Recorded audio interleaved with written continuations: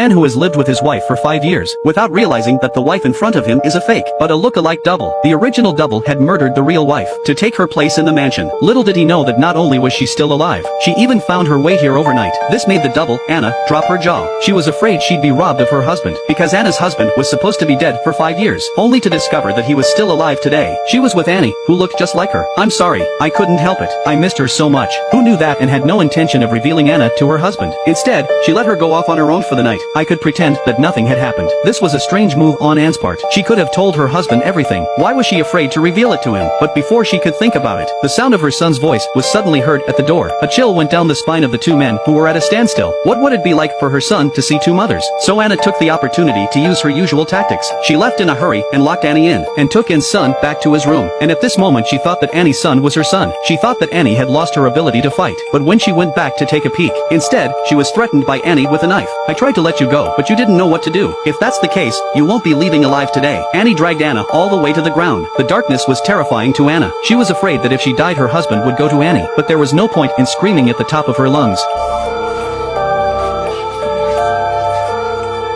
But Anne doesn't want Anna to disappear immediately. She couldn't wait to get back and find her husband. She wanted to get back everything she had lost over the past few days. This left her confused husband very confused. She couldn't figure it out. Anna seemed to feel her husband's presence here too. The feeling of reality made her tired. Soon she collapsed, and when her husband woke up the next day, he also found his wife strange. Yesterday she was so gentle and considerate, but today she was not herself. But thinking that there are always a few days in a month for a woman, he didn't care. When her husband left, Annie went to Anna's with some bottles of an unknown liquid. Looking at Anne's arrogant stride, Anna could only pray that she would be released. Unbeknownst to her, Annie had already started to kill. She pulled out her pre-prepared syringe of drugs. She was ready to send Anna to heaven. But just then, the doorbell suddenly rang outside the house. She went to see it. It was a computer repairman trying to make a mess.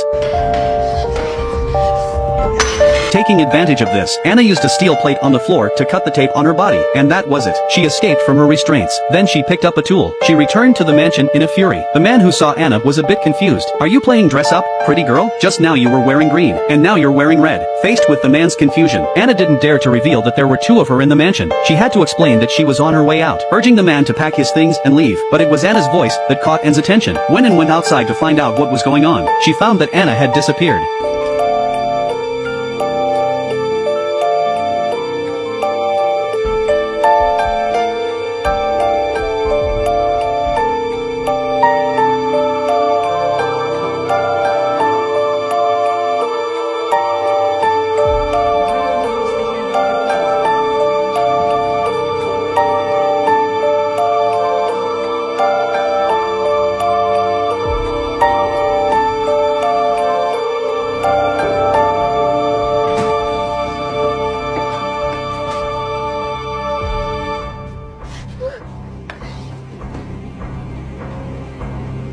She was about to jump off the balcony. Annie rushed after her. Anna was moving slowly, dragging her body in disarray. She thought she had finally managed to get away, but Anne was moving too fast. She hadn't gone more than a few steps before she caught up with her.